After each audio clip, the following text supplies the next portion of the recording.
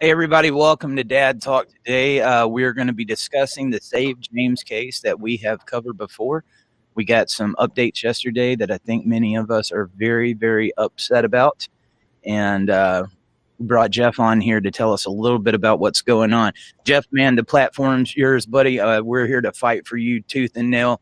Tell everybody a little bit about the update that you got yesterday. Well, the court finally manufactured a pretext to take my children away from me so that my ex-wife can continue to transition my son to a girl.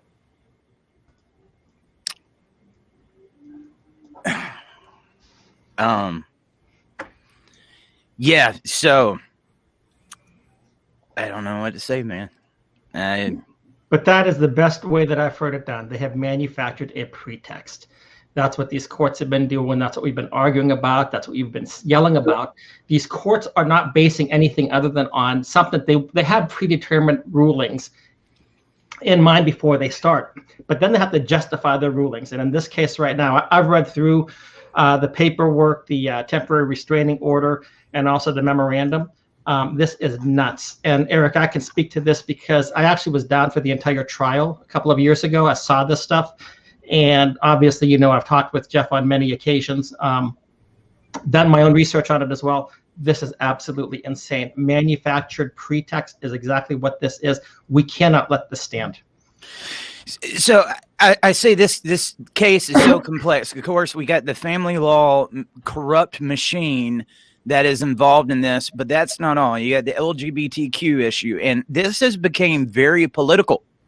It's almost became like there's two sides to this story. And I saw a comment earlier about how, we became far right and different stuff like this.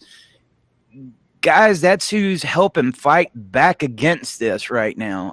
There are a lot of people that are in favor of this happening. And that scares the absolute crap out of me. Right.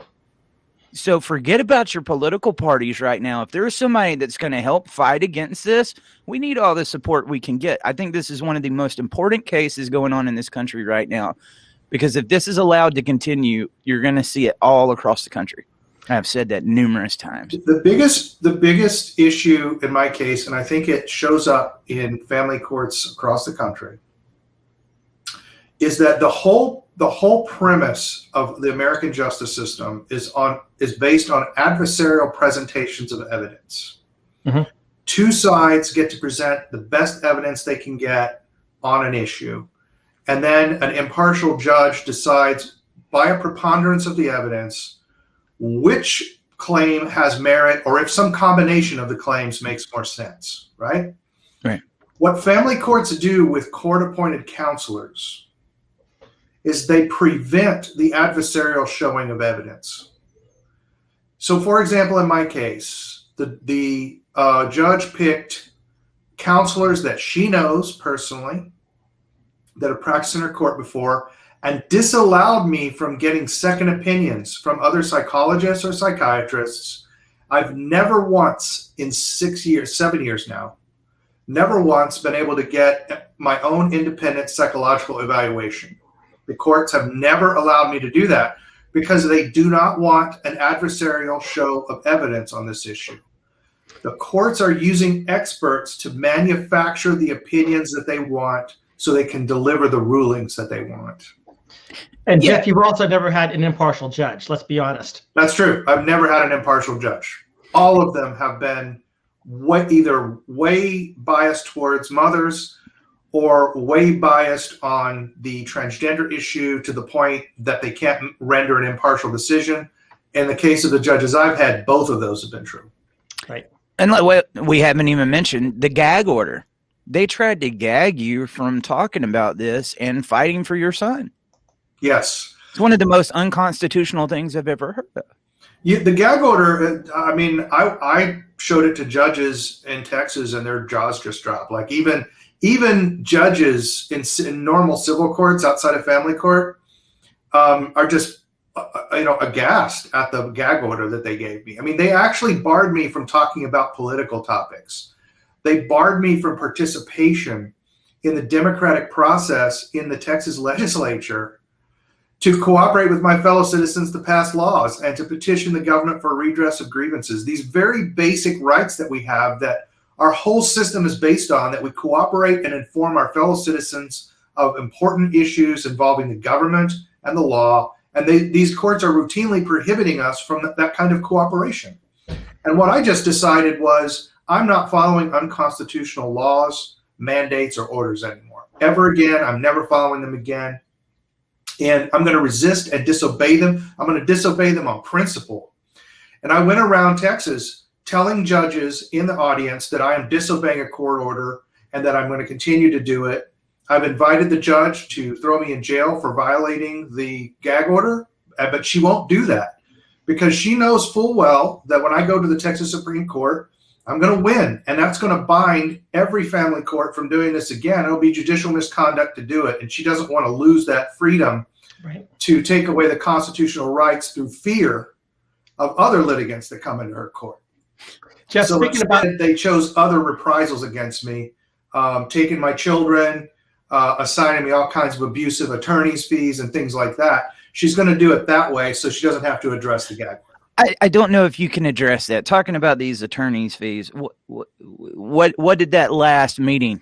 What about did that run? Can you give us a ballpark? The last hearing, I paid over $50,000 for it. The other side asked for a total of about $60,000 in legal fees and sanctions. The judge didn't do that, thank goodness, because that would clearly be an abuse of discretion. But the judge did award me $3,500 in attorney's fees for her to file for late child support when I was never late. yeah.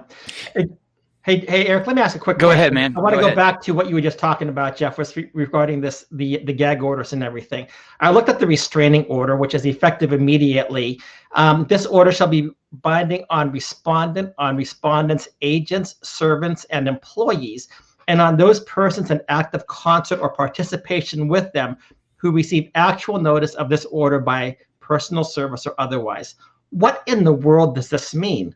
I looked at the order, and basically all it was saying is that you're immediately restrained from possession or access of the children. It looks to me like the order itself is just nutty, makes no sense whatsoever. Why are we concerned with possession of the children? Or I think what she tried to do, I think she's trying to strike fear in us, like what you were saying, and keep us quiet, trying to make us afraid to say anything about this issue. But I don't know. I said, I can't understand this. Do you have any insight as to what this ridiculous order? This is, I believe, the result of illegal collusion between opposing counsel and the judge. Mm-hmm. Opposing counsel in this case has been consistently saying that you, Eric Carroll, you, Jeff Morgan, the administrators of the Save James page on Facebook, and a vast army of anonymous troll warriors online. Apparently, they have painted me as a black hat hacker in control of a giant troll army threatening the security of the United States, justice, good, and the American way. And so what they're using here, what they're attempting to do is to set up a use of the law of agency to link other people to me so that they can be enjoined by the court. So under the law of agency, there are some requirements that are met for who